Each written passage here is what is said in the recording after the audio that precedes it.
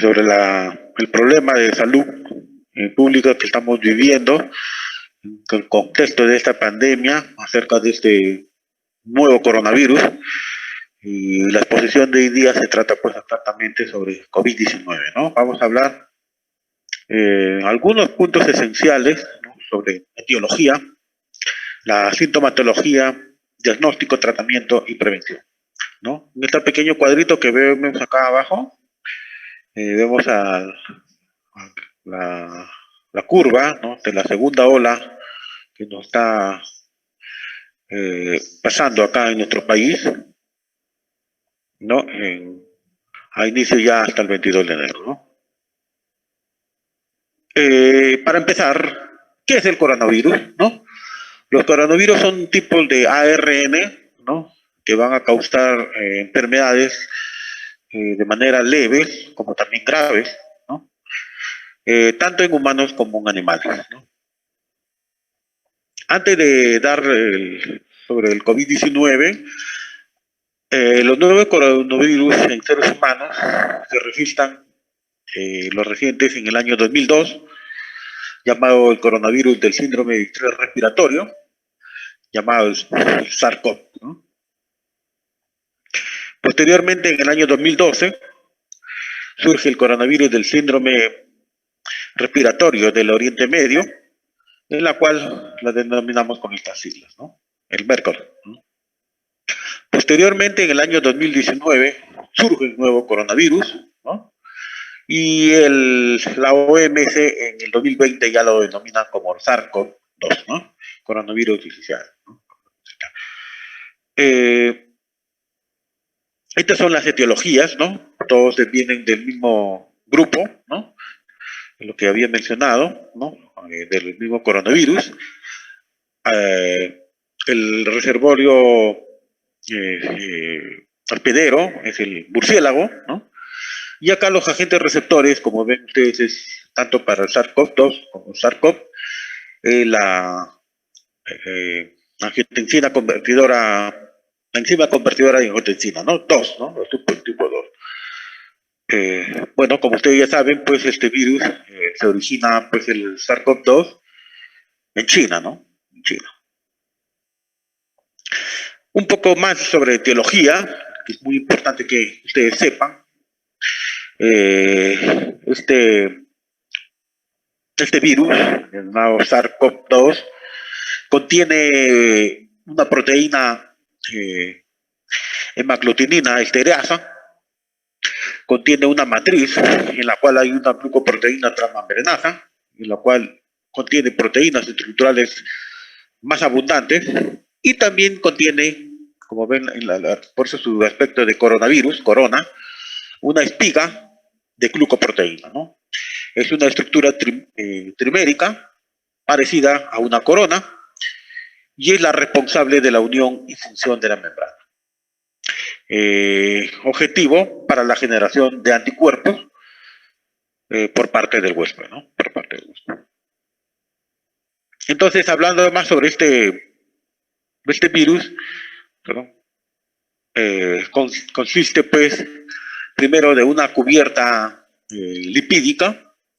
Los coronavirus tienen una forma esférica e irregular con un diámetro aproximadamente de 125 nanómetros, ¿no?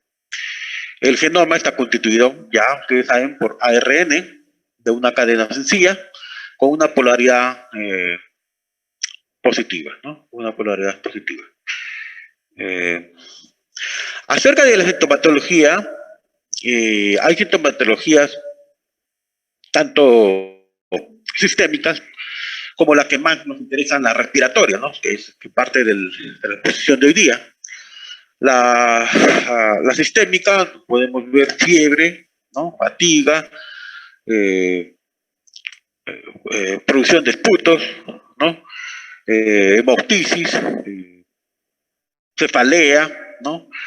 Puede haber también una falla cardíaca aguda, y lo que más nosotros tememos, pues, la hipoxemia, disnea, y algunos laboratoriales, como por ejemplo la inhibición de linfocitos, y también lo que más frecuente estamos viendo nosotros, como una manifestación gastrointestinal, las diarreas, ¿no?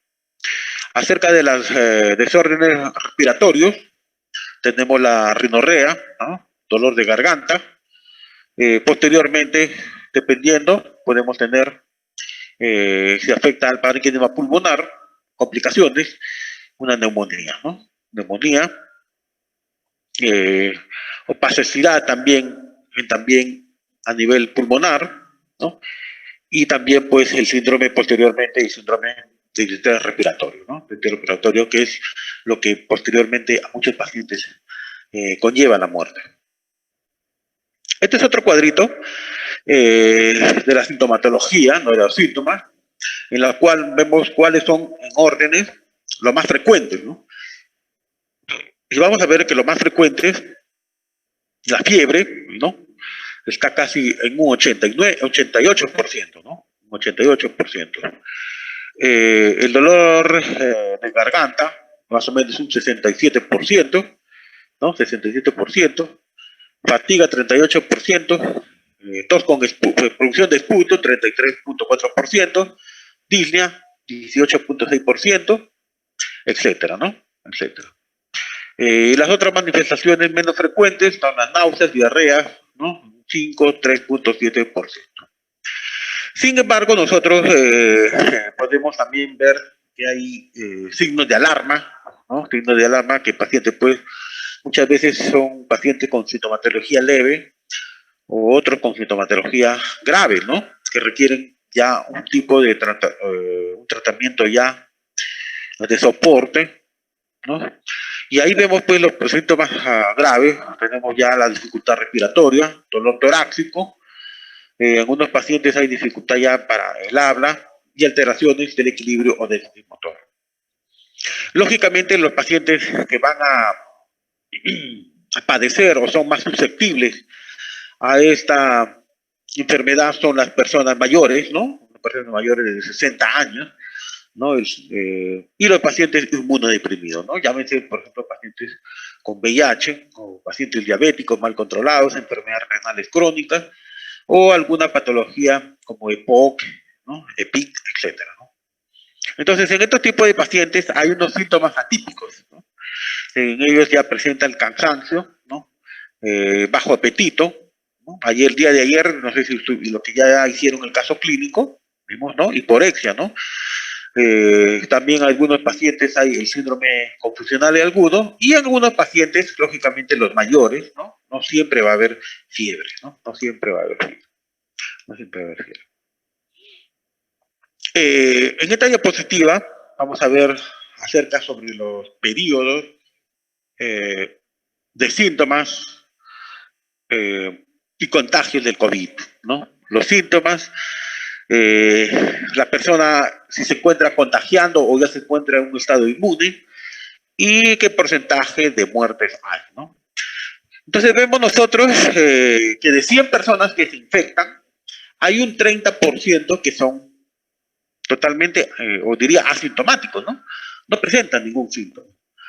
Pero más o menos del 0 al quinto día, más o menos puede ya presentar algún tipo de inmunidad, ¿no? Inmunidad.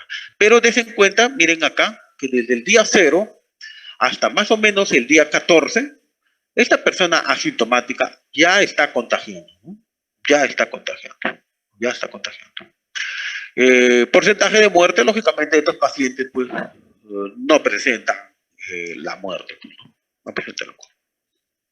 Ese es un 30%. Hay un 55% que ya presenta síntomas suaves o moderados, ¿no? Suaves o moderados. Sin embargo, estos pacientes en los primeros 4 o 5 días están sin síntomas, ¿no? Están sin síntomas, y posteriormente al quinto día, como dice en la literatura, ustedes ya habrán escuchado, ya presenta este paciente sintomatología, ¿no? Ya presenta este paciente sintomatología de una manera leve o una manera moderada. Posteriormente, estos pacientes se vuelven inmunes a la cepa, ¿no? Y el grado de muerte también, al igual que los asintomáticos, es un 0%. Un 0%. Muy bien, 55 y 30, 85% de los pacientes que se infectaron no van a morir, ¿no? No van a morir. Sin embargo, hay un 10% que sí van a hacer una sintomatología ya severa, ¿no? Una sintomatología severa y que se va a expresar al quinto día más o menos, ¿no? Con una sintomatología severa. Dese cuenta también, dependiendo del grado de inmunidad, de la edad, no va a cursar, como ven esta figura, ¿no? Sintomatología severa. Posteriormente puede estar hospitalizado, ¿no? Y después de más o menos 20 días puede adquirir la inmunidad.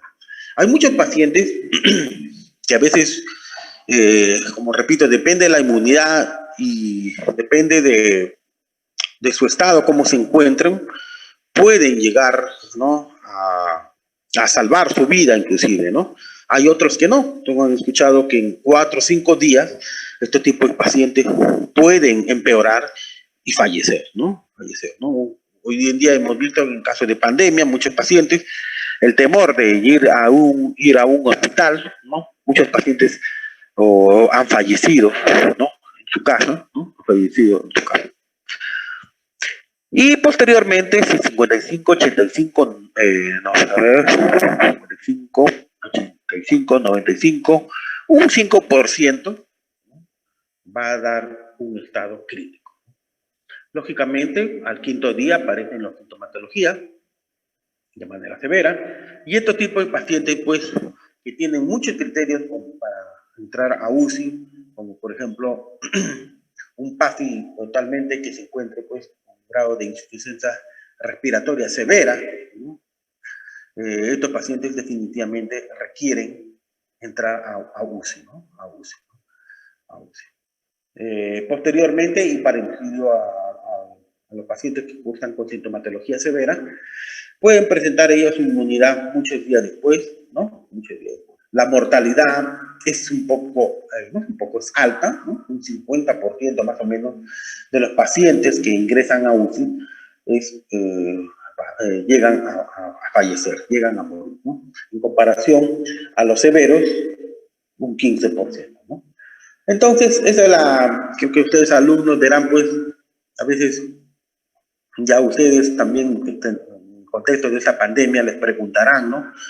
¿Por qué mucha gente a veces tiene miedo a ir a los hospitales, ¿no? No, los hospitales van a fallecer, ¿no? Ahí está la respuesta, ¿no?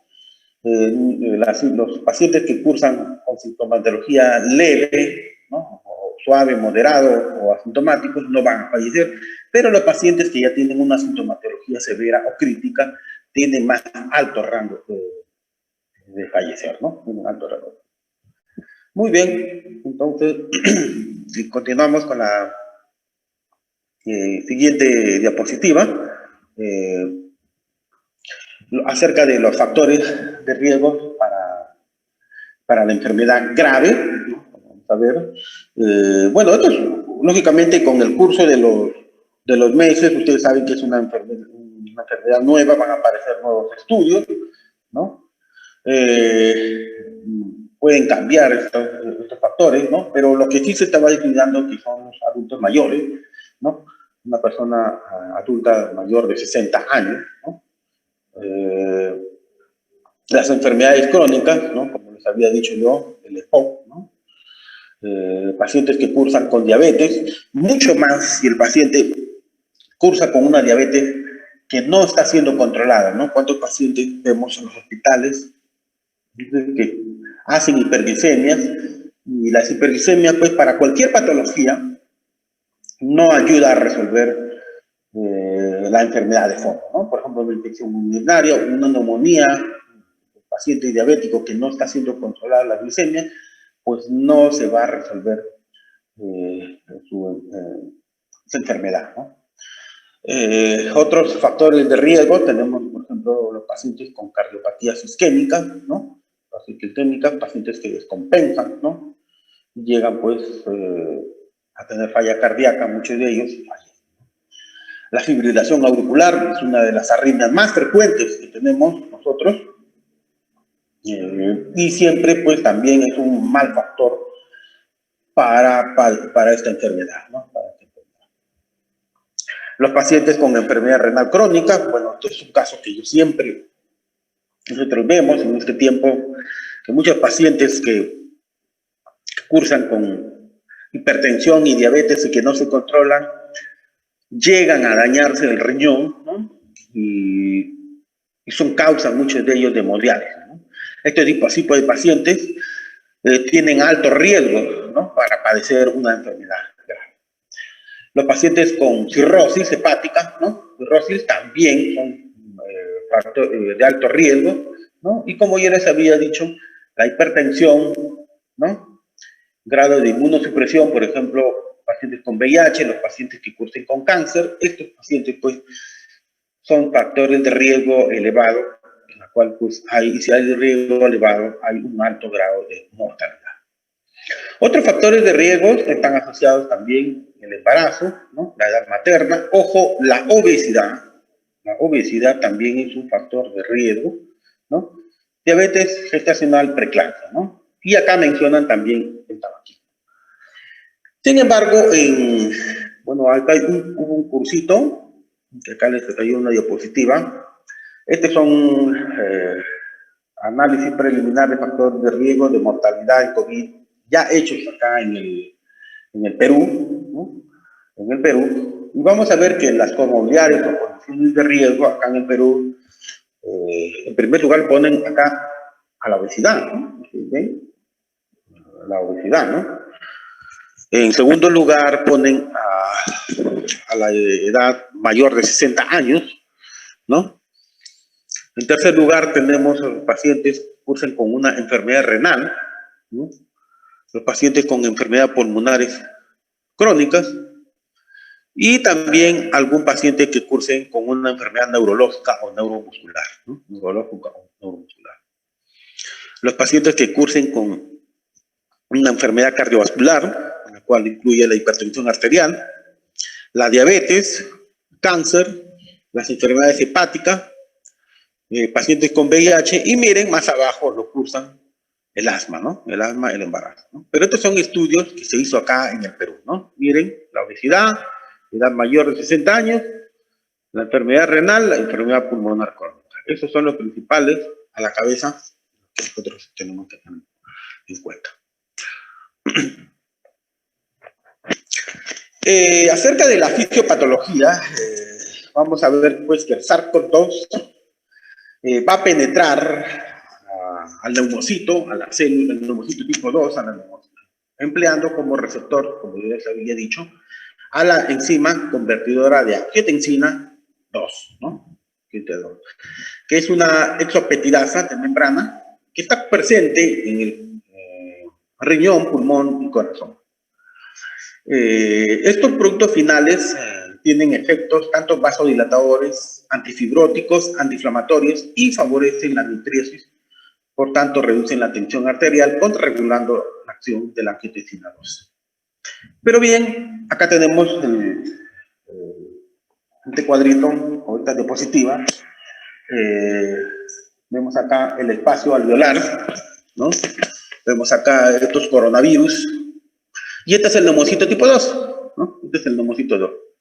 Miren aquí la espiga, ¿no?, de la glucoproteína, ¿no? Ven acá. Va a ingresar, ¿no?, a través de la enzima convertidora de angiotensina, ¿no? Ingresa.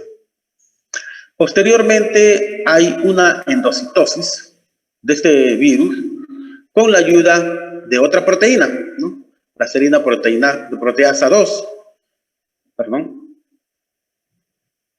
Y posteriormente, este virus va a liberar, o este virión libera su RNA al interior de la célula. Posteriormente, este ARN se va a transferir al aparato de Golgi, y donde se le introducen ya algunas proteínas, poliproteínas no estructurales, para su posterior reliberación y formación de un complejo de replicación. Aquí, en esta etapa, se va a replicar mucho este material de RNA, ¿no? Y posteriormente, este complejo produce más RNA viral para perpetuar ya la multiplicación viral. Entonces, posteriormente van a ser estos virus ensamblados, ¿no? Las proteínas RNA dentro de un nuevo virión y va a salir, estos virus van a ser liberados por endocitosis para su transporte, ¿no? Como vemos acá, viaja y luego expulsa, llegando a la membrana celular. Los nuevos viriones son liberados a la luz alveolar y pueden también infectar a otro nuevo neumocito o ser expulsado también por vía respiratoria, ¿no? Este proceso más o menos dura unos 5 días, ¿no? Lo que estoy hablando, el proceso viral de replicación para su posterior replicación y contagio, como dice acá, hacia la vía respiratoria para otros pacientes, ¿no? Entonces, ¿cómo se infectan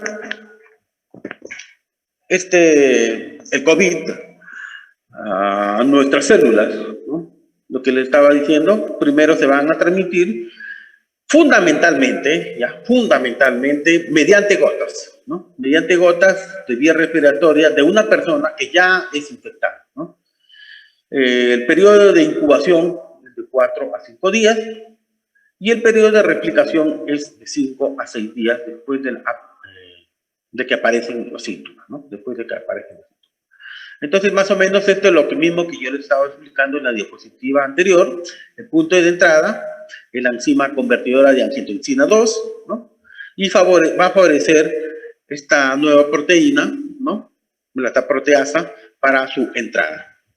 Más o menos en el 7º, 8º, 9º día, después del inicio de síntomas, los casos severos pueden progresar a un síndrome de distrés respiratorio, ¿no? Agudo. Entonces, fundamentalmente, se transmite mediante gota, ¿no? Mediante gota. Entonces, continuando, al infectar, pues, las células endoteliales, el COVID produce un estado inflamatorio agudo y que va a activar al sistema inmune innato, generando una respuesta inmunológica que cuando no es capaz de controlar el virus, se va a propagar rápidamente, ¿no? Esto significa en los pacientes que no tienen una buena inmunidad, ¿no? Este virus se va a propagar rápidamente. Entonces, consecuentemente, va a haber un daño tisular, ¿no? Pulmonar, y que va a activar a los macrófagos, granulocitos, y conduciría a la liberación masiva de estas citoquininas proinflamatorias, ¿no? Y que ustedes habrán escuchado posteriormente, causa la tormenta de citoquinas, ¿no? Tormenta de citoquinas. Entonces, en estos pacientes, pues, que su inmunidad está disminuida o débil, esta replicación viral va a provocar posteriormente apoptosis de estas células endoteliales y que va a favorecer la activación del sistema de complemento y desencadena la pérdida de la función anticoagulante de la luz vascular. Recordemos que COVID es una enfermedad dominada, ¿no? con las trombosis, ¿no? Muy relacionada con la trombosis, que es una de las principales complicaciones, ¿no? Entonces, además de este trastorno de coagulación y fibrinólisis y la función plaquetaria, la función endotelial va a contribuir al coagulante en los pacientes con COVID-19. ¿Qué va a causar el COVID en nuestro organismo? La gravedad en este tipo de pacientes no solo es a la infección viral, sino también, como yo les había dicho, a la respuesta inflamatoria agresiva de nuestro organismo, ¿no? La que igual va a ser implicada, como dicen acá, en el daño resultante a la vía respiratoria, ¿no? Una disminución de la expresión de la enzima convertidora de angiotensina, una alteración de la presión arterial, alteraciones electrolíticas, van a incrementar este proceso inflamatorio y vascular y la permeabilidad de las vías respiratorias. Entonces, posteriormente, este tipo de pacientes pueden cursar un síndrome de distrés respiratorio con un COVID severo, ¿no? se va a manifestar con una dificultad para respirar, la disminución de oxigenación en la sangre y pueden presentarse posteriormente complicaciones bacterianas como fúngicas también, ¿no? Entonces, este paciente ya con una insuficiencia respiratoria severa puede conducir a una insuficiencia respiratoria, ¿no? Que es la causa de muerte en unos 70% de los casos en pacientes con COVID, ¿no? Con COVID. Ahora, esta respuesta inmune de nuestro organismo, la respuesta inmune de nuestro organismo a la infección de COVID, como yo les había dicho, todo depende de nuestra inmunidad. En un paciente que tiene una buena respuesta inmune normal, las células infectadas se van a eliminar rápidamente. El virus va a ser inactivado por anticuerpos neutralizantes. Y hay una mínima inflamación y un mínimo daño pulmonar, ¿no? Como vemos acá. Pero cuando el paciente tiene una respuesta inmune disfuncional, llámese pues a los pacientes ya mayores de 60 años, lo que hemos dicho, ¿no? Los factores de riesgo, el paciente diabético con enfermedad renal o un paciente con una enfermedad crónica pulmonar, en este tipo de pacientes su respuesta inmune pues es disfuncional, va a haber en ellos una infiltración más bien excesiva de los monocitos, macrófagos, etc. Posteriormente, ¿no? Puede producir desencadenamiento de esta tormenta de citoquinas, ¿no? Y se puede complicar el paciente cursando con una neumonía, edema pulmonar, inflamación generalizada, daño multiorgánico, ¿no? Afecta sobre todo a nivel renal, ¿no? Y posteriormente puede conducir a la muerte, ¿no?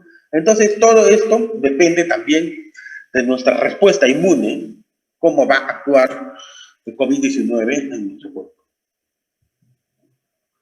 Más de lo mismo que yo les estoy diciendo, ya aquí en un paciente con alteración en el sistema inmune, en la cual el COVID está comprometiendo ya la célula y en la cual aparece la tormenta de citoquinas y síntomas de sepsis, ¿no? Que son la causa de muerte en el 28% de los casos fatales de COVID-19. Posteriormente, el daño multiorgánico que produce falla cardíaca, hepática, renal, y el paciente puede llegar a fallecer, ¿no? Pulmonar, riñón, corazón, hígado, ¿no? Siempre es bueno mencionar que COVID, pues, hay complicaciones hematológicas, ¿no? Alteraciones en la coagulación, las trombosis, ¿no? En la infección por SARS-CoV-19 se activa pues el sistema de coagulación como un mecanismo de defensa del huésped, ¿no? Para limitar lógicamente la propagación de estos agentes patógenos. Inicialmente se va a producir una respuesta hemostática que se asocia con una respuesta inflamatoria sistémica. Bueno, como resultado del aumento de la actividad inflamatoria, el fibrinógeno aumenta y se va a generar la trombina, ¿no? Entonces, este es el mecanismo cómo va a haber una coagulación en pacientes que tienen COVID-19 complicado. Esta producción de citocinas durante la infección también va a estimular reacciones procoagulantes adicionales, ¿no? Con una mayor expresión del factor tisular, la expresión de fotatilcerina en la membrana celular de plaquetas y macrófagos. Las trampas extracelulares de neutrófilos y los patrones moleculares asociados al daño, el aumento del factor 8 y el aumento de la activación plaquetaria, la participación también de los anticuerpos antifosfolipídios, la disminución del activador tisular claminógeno y el aumento de los inhibidores del activador tisular del claminógeno también puede estar involucrado en el factor procoagulante del COVID-19, ¿no? Entonces, este es más o menos, en resumen, cómo va a dañar el COVID-19 en la formación de trombosis, ¿no? De trombosis. La primera parte ya ustedes lo han entendido, cómo el SARS ingresa al neumocito, ¿no? Ayudada por la enzima convertidora de angiotensina 2. Posteriormente hay un aumento de una respuesta inflamatoria, ¿no? Asociado a la tormenta de citocinas. Y concomitante a ellos hay un daño endotelial, la cual también, asociado a lo que yo les había dicho, va a favorecer este daño endotelial, la activación de plaquetas, leucocitos, trombina, fibrinógeno, va a producir todo un proceso de un estado de hipercoagulidad, ¿no? Entonces, COVID-19 con frecuencia induce a factores, a estados de hipercoagulidad con inflamación, que aumentan los factores de coagulación procoagulantes y también la interrupción de homeostasis normal en células endoteliales vasculares, que resultan en una microangiopatía, la formación de trombos, un defecto de coagulación sistémica que conduce a trombosis, posteriormente a los grandes vasos y complicaciones tromboembólicas importantes. Entonces, por lo que hay que comprender la relación insistente entre hemostasia, inflamación e infección por COVID-19, contribuye a la búsqueda posteriormente de terapéuticas más específicas con el objetivo de prevenir estos efectos trombóticos en otro tipo de casos. Muy bien, este cuadrito creo que ustedes ya muchos, a causa de la pandemia, nos obligan a leer, ¿no? Obligar cómo los tipos de pacientes cursan, ¿no? La carga viral, miren, como desde el día 0 hasta el día 21, 28 va disminuyendo. La etapa asintomática aparece más o menos del 5.º día, ¿no? Y si nosotros sacamos las pruebas rápidas, las cuales contienen las inmunoglobulinas, ¿no? Vamos a ver que IgM está presente, puede presentar desde el día 7, ¿no? Posteriormente decae hasta el día 21, y la etapa de inmunidad, que nos da la inmunoglobulina G, puede aparecer en un paciente del día 14, ¿no? El día 14, posteriormente. Estas son las fases de infección de COVID-19, en la cual vamos a ver la fase infecciosa, es el estadio 1, el estadio 2, la fase pulmonar, ¿no? El estadio 3 ya es una fase inflamatoria, ¿no? El estadio 1 está a cargo de la actividad viral, posteriormente va disminuyendo, pero aquí va a aparecer la respuesta inflamatoria, ¿no? Y dependiendo de ellos, pues, y el tipo de paciente, de acuerdo a su inmunidad, puede desarrollar la enfermedad en gravedad, ¿no? Acerca del diagnóstico, chicos, bueno, vamos a ver que hay una gama de pruebas diagnósticas, ¿no? Desde el hisopado, las pruebas rápidas, las pruebas antigénicas, ¿no? Hoy en día las pruebas de los test rápidos se están poco usando ya, ¿no? Las pruebas de los test rápidos para ver los anticuerpos, ¿no? Debido a que la sensibilidad es baja, ¿no? La sensibilidad es baja, ¿no? Hay muchos falsos negativos, ¿no? Hay muchos falsos negativos, ¿no? Se sigue usando, pues, la prueba del PCR, ¿no? Es una muestra nasofaringea, ¿no? Nasofaringea, ¿no? Y también nosotros, por ejemplo, yo en el hospital que estamos, lo que yo trabajo en el Hospital Almanzor, se está usando mucho la prueba antigénica, ¿no? Es una prueba que tiene más alta sensibilidad, ¿no? Más alta sensibilidad. Sin embargo, chicos, también es bueno responder acerca de las pruebas, exámenes de ayuda diagnóstica, en la cual nosotros vamos a ver, pues, sobre las radiografías y las tomografías, ¿no? Miren, es muy interesante la diapositiva, ¿no? Muchos, los falsos negativos, ¿no? De las pruebas de los ácidos nucleicos virales, surgen de la desigualdad cantidad de tecnología de detección, característica de la enfermedad, ¿no? Pacientes asintomáticos, ¿no? ¿Cuántos asintomáticos les ha dado un falso negativo, ¿no? Y ahí viene el problema, ¿no? Los asintomáticos se confiaban, ¿no? Salía a la calle o estaba en contacto con familiares, seguía expandiendo el virus, seguía la virulencia, ¿no? Entonces, y el estado de prevención epidémica, control, así como errores en el muestro clínico. ¿Qué pasó? COVID-19 es muy contagioso. Por lo tanto, la detección y el diagnóstico temprano van a ser de suma importancia. ¿Por qué? Para aislar a este tipo de personas, ¿no?, sospechosas, y de esta manera controlar este brote, ¿no? Controlar este brote. Entonces, ¿qué se hizo? Los desafíos en la identificación de patógenos mediante de pruebas, este tipo de pruebas, por ejemplo, la prueba rápida, hizo que muchos médicos de primera línea propusieran más bien a las tomografías como un diagnóstico método para identificar pacientes COVID-19. ¿Por qué? Como les digo, pues las pruebas rápidas o otro tipo de pruebas tenían baja sensibilidad, ¿no? Baja sensibilidad. Las tomografías sí tienen más alta sensibilidad, como van a ver en la siguiente diapositiva.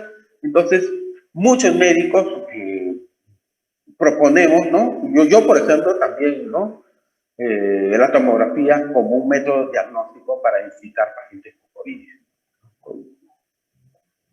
Sin embargo, ¿cómo hacemos con la radiografía de tórax? La radiografía de tórax, pues, es un método, bueno, según esta nueva guía, no lo está recomendando de forma rutinaria, ¿no?, en la práctica clínica, en la actualidad, porque son insensibles a detectar el COVID en la etapa inicial, ¿no? ¿Me entiendes? En posteriores etapas sí, ¿no? Una radiografía de tórax en un paciente ya complicado sí, no puede detectar. Pero nosotros queremos en la etapa inicial, porque justo nosotros queremos que el virus no se propague, ¿no? Eso es la característica, ¿no? O sea, llegar a un diagnóstico para que el paciente, la finalidad es aislarlo, ¿no? Aislarlo, haga su cuarentena y de esta manera no propague. Sin embargo, las placas de tórax pues, pueden tener alguna utilidad con potencial de servir como herramienta de detención en primera línea cuando hay centros hospitalarios o centros médicos con recursos limitados, ¿no? O en caso de que no hay, por ejemplo, tomografía, ¿no? O en casos en los que la condición física del paciente no permite el transporte, ¿no? O tampoco no hubiera una tomografía, ¿no? Pero en realidad ya no se recomienda, ¿no? ¿Por qué? Porque el paciente, pues, nosotros queremos detectarlo tempranamente, ¿no? La patología, ¿no? Y en los primeros días la placa no va a ser visualizable la lesión, ¿no? No va a ser visualizable.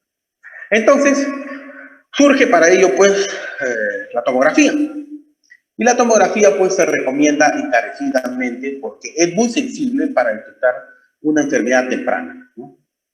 Evalúa la naturaleza y también la extensión de estas lesiones y descubre cambios sutiles que a menudo no son visibles en la radiografía de tórax, ¿no?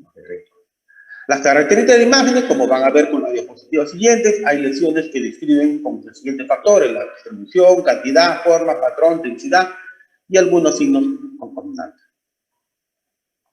Esta diapositiva es interesante. Miren, la TAC de tórax tiene una alta sensibilidad para el diagnóstico del COVID-19. En un informe, en un estudio de 51 pacientes que se hicieron una tomografía de tórax y una prueba por PCR realizado dentro de 3 días, la sensibilidad de la tomografía fue mayor a la prueba por PCR para COVID-19. ¿Cuánto fue? Un 98% versus, miren, a un 71%. Miren la sensibilidad, menor de 0.001%, ¿no? 0.01%. En otro estudio de pacientes, el 59% que tuvo resultados positivos para PCR y el 88% tuvo una tomografía computarizada de tórax positiva, ¿no? La sensibilidad para TAC de tórax podría sugerir COVID-19 fue un 97% según los resultados positivos para PCR, ¿no? Entonces, entre el 60 y el 93% de los casos tenían una tomografía, una TAC de tórax positiva compatible con COVID antes o paralelamente inicial a la, ¿no? Entonces, con respecto inclusive a las pruebas de PCR, la tomografía tiene más, una alta sensibilidad para hacer un diagnóstico de COVID. Ahora, doctor, entonces, ¿hay que hacerle a todo el mundo tomografía? No, ya van a ver más adelante a qué tipo de pacientes hay que hacer tomografía, ¿no? ¿A qué pacientes? Entonces, esta diapositiva que les presento, vemos acá, en un inicio acá, la placa de tórax, ¿no? Entonces, lógicamente es un paciente que ya cursa una enfermedad avanzada, ¿no? Una enfermedad avanzada, un paciente de varón de 61 años de edad con compromiso bilateral, ¿no? En otra figura vemos un paciente de 33 años, con imágenes ya múltiples, ¿no? De unas lesiones, ¿no? A nivel de periferia. Y en la figura C vemos acá un paciente varón de 71 años de edad, en la cual presentan ustedes, ven estas lesiones ya más avanzadas, ¿no? El patrón de tipo patrón de vidrio esmerilado, también el vidrio deslustrado, ¿no? Que es característica de los pacientes que tienen lesiones pulmonares a nivel en la tomografía, ¿no? Pacientes con COVID-19, ¿no? En esta otra figura vemos un paciente también masculino, ¿no? Con múltiples parches, ¿no? Un paciente masculino. En la siguiente otra figura vemos también un paciente masculino de 38 años de edad, en la que presenta múltiples lesiones, ¿no? Y en esta otra diapositiva, un paciente ya mayor de 65 años de edad, de sexo femenino, que cursa pues con lesiones consolidativas, ¿no? En este otro tipo de paciente tenemos también un paciente de 65 años de edad, también con lesiones consolidativas, ¿no? Muy bien. Estas figuras vemos en los estados iniciales, vemos como la tomografía, vemos las lesiones, en estadios avanzados, vemos que va avanzando, y en estadios severos, que es lo que más frecuente nosotros vemos en los hospitales, ¿no? Pacientes con un COVID pues, extenso, ¿no? Posteriormente, hay una recuperación, ¿no? En algunos de los pacientes, las lesiones pulmonares. Doctor, esto es para el diagnóstico, ¿no? También hay ayuda de analítica, ¿sí? También recordemos el hemograma. Ayer, por ejemplo, vimos a los que vieron conmigo el caso clínico, un hemograma usaba con la linfocitosis, ¿no? En este tipo de pacientes, por ejemplo, acá vemos estudios, que miren los rangos normales, ¿no? Y en este tipo de estudios el dímero D está elevado, ¿no? Está también elevado la lactato de disgenasa, ¿no? La lactato de disgenasa, miren, elevado también, ¿no? La PCR, la proteína C reactiva, también elevado, ¿no? Etcétera, ¿no? Etcétera, etcétera. Entonces, estos son los que más nosotros usamos, ¿no? Un hemograma, dímero D, lactato de disgenasa, y la proteína C es lo que más nosotros pedimos, ¿no? En pacientes ya complicados podemos pedir, como ayer mencionaban, haga electrolitos, ¿no? De cajón también hay que pedir siempre glucosa, urea, creatinina, ¿no? Etcétera. Acerca del tratamiento, miren chicos, hay muchas, como es una enfermedad nueva, todavía está en estudio. En realidad, tratamiento para COVID-19 no hay, ¿no? No hay nuevo. Lo que se está tratando son las complicaciones, ¿no? Pacientes que están haciendo complicaciones, en ellos sí se les hace un tratamiento, ¿no? Un tratamiento. Pero pacientes que están haciendo sintomatología leve, solamente dar tratamiento de soporte, ¿no? Antipiréticos, etcétera, ¿no? Algunos tratamientos modulatorios, ¿no? Están, por ejemplo, los tocilizumab, los corticoides, ¿no? Etcétera, etcétera. Justo esta diapositiva es la que le quería mencionar, ¿no? En esta diapositiva, por ejemplo, en pacientes que cursan asintomáticos, ¿no? Ojo, asintomáticos ya con con prueba positiva, ¿no? El manejo debe ser en tu domicilio, ¿no? Lógicamente, si el paciente se está saturando, pues asintomático, se refiere a que está saturando mayor del 96%, ¿no? Miren, chicos, acá está lo que les había dicho sobre la tomografía. Doctor, COVID, pídele una tomografía. Está recomendada, no se recomienda realizar tomografía y solamente se recomienda desde un grado moderado o si la lesión pulmonar es más de un 50%. En ellos está recomendado hacer una tomografía, ¿no? Estamos en pandemia, ¿no? Entonces, hay muchas altas sospechas de que si el paciente pues tuvo un contacto epidemiológico, considerarlo ya como un paciente que tenga COVID-19. Pero no a todos pues vamos a hacerle tomografía, ¿no? No toda tomografía, ¿no? Aislamiento en estos pacientes asintomáticos, 10 días a partir de que dio el paciente positivo a este examen. Medidas generales, doctor, ¿no tiene síntomas? Ninguna, ¿no? Hay otros pacientes, pues, hasta hace algunos meses usaban, pues, ¿no? La hidroxicloroquina, la citromicina, no está recomendado en los pacientes sintomáticos. Oxígeno, lógicamente, el paciente está saturando un 96%, no va a requerir. Los anticoagulantes tampoco, los corticoides tampoco, etcétera. Antibióticos tampoco, ¿no? Cuando la sintomatología ya es leve, ¿no? La infección respiratoria alta, ¿no? Alta, ¿no? A nivel, pero el paciente cursa sin neumonía, el manejo es su domicilio, ¿no? O aislarlo, ¿no? Aislarlo. La saturación, lógicamente, tiene que estar mayor de un 96%, si no, no fuera leve, ¿no? Tampoco no está recomendado una tomografía, ¿no? Una tomografía, ¿no? El aislamiento sí está recomendado y si hay remisión de fiebre y mejoría de estos síntomas respiratorios por 1 a 3 días, ¿no? Las medidas generales, buena alimentación, ¿no? De ambulación, hidratación, ¿no? Etcétera. Oxígeno no va a requerir, lógicamente el paciente cursa con una saturación mayor del 96%, la anticoagulación, corticoides, tocilizumab, antibióticos, tampoco no está indicado, ¿no? No está indicado. En la sintomatología moderada, aquí sí ya hay que ver, pues, el paciente ya curse con una neumonía viral, ¿no?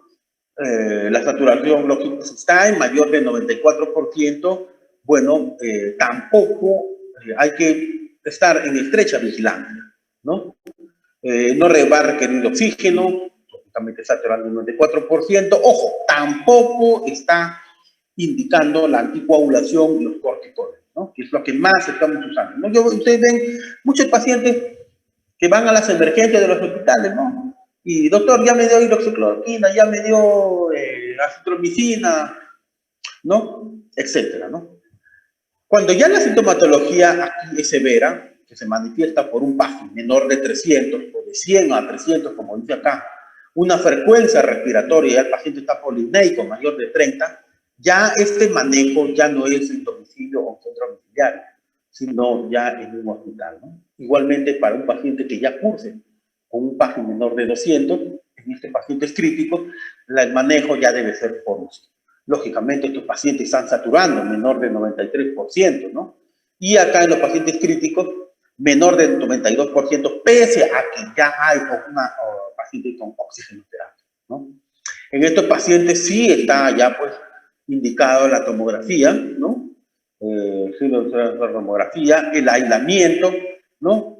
Y en este tipo de pacientes, dependiendo, acá hospitalización o también aquí el manejo en UCI, ¿no? La oxigenoterapia, si está indicado, ¿no? Puede ser por cánulas binasales, CIPAC, cánulas de alto flujo, ¿no? O en caso crítico, requiere ventilación mecánica, ¿no? La anticoagulación, recordemos que COVID-19, pues, es una enfermedad que cursa con un proceso de desorden de coagulación. Sí está indicado el uso de anticoagulantes, ¿no? El uso de anticoagulantes a una dosis, pues, de un miligramo por kilo, ¿no? Y hay que ver también cuidando siempre la función renal, ¿no? Muchos pacientes son mayores, de 70, 75 años, acá el uso de corticoides, miren chicos, recién está indicado en cursos severos y críticos, ¿no? Cortos severos y críticos. Y la dosis está indicado como 6 miligramos, ¿no? Endovenoso por 7 a 10 días, ¿no? Por 7 a 10 días, ¿no? Eso está bien, ¿no? Eso es bueno, son las últimas guías que están indicando, están aprobando, ¿no?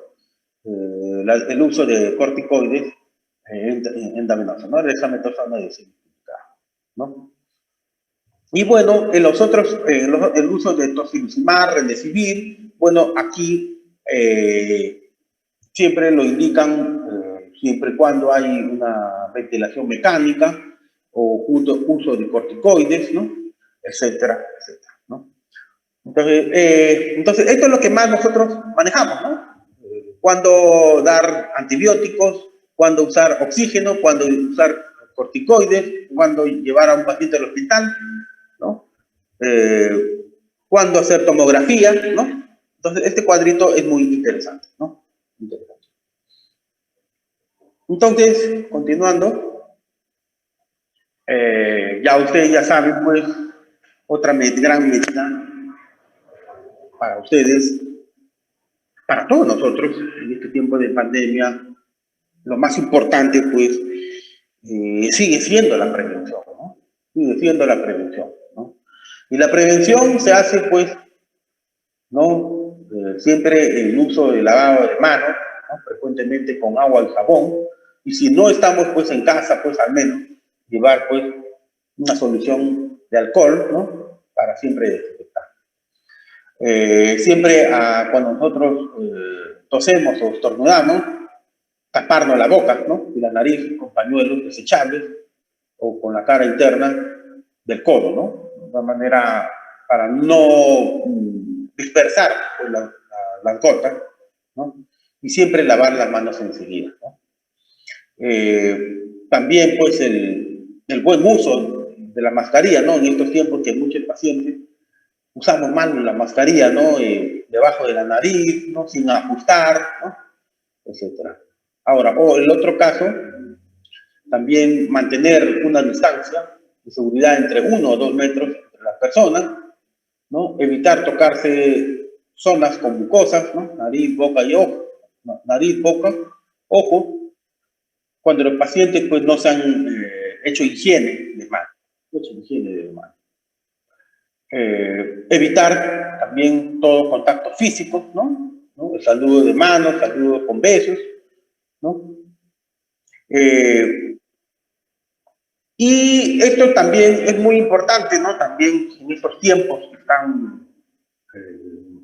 ¿por qué se propaga todavía el virus, no? Y es acerca de las visitas, ¿no? Hacia los personas, adultos mayores, ¿no? Muchos de nosotros, a veces en las fiestas de Navidad, Año Nuevo, nos confiamos, ¿no? Visitan al abuelo, visitan al tío abuelo, ¿no? Y ellos son, pues, los que realmente, pues, pueden, como ustedes ven, padecer la sintomatología, ¿no? Ya grave, ¿no? Inclusive, ¿no? Con pacientes, evitar las visitas a las personas de edad avanzada o con enfermedades crónicas, ¿no? Si estás resfriado o tienes tos, obligadamente mascarilla, ¿no? Especialmente, ¿no? En centros hospitalarios, ¿no? Esto también es muy importante, ¿no? Las aglomeraciones, ¿no? Ante el riesgo de transmisión comunitaria, limita tu vida social, ¿no? Hay que evitar, pues, hoy en día, pues, mucha gente, hay reuniones, ¿no? Como ustedes ven, los públicos, ¿no? Aparecen supuestamente muchas aglomeraciones, ¿no? En algunos lugares, ¿no? Evita desplazamientos que no sean estrictamente necesarios, o sea, evitar salir, ¿no? Evitar salir, si no vas a hacer nada, pues mejor todavía quedarte en casa, pues, ¿no? ¿Para qué vas a estar saliendo de la casa, ¿no? Y bueno, si presentas fiebre, tos, malestar, sensación, alguna sintomatología, pues hay que quedarse en casa, pues, lógicamente, ¿no? Hay que quedarse. Lo que sí está, la medida de prevención, está ahorita en gran inicio, acá sobre todo en muchos países y ya en nuestro país, son el uso de las vacunas, ¿no? Son el uso de las vacunas. Acá están las principales vacunas, algunas más o más eficaces que otras, ¿no? Pero esas son la gran esperanza que nosotros tenemos acerca de esta pandemia, ¿no? Muy bien, creo que eso es todo.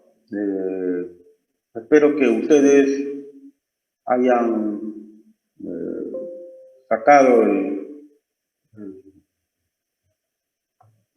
provecho a la exposición, ¿no? Y, bueno, ¿alguna pregunta por ahí?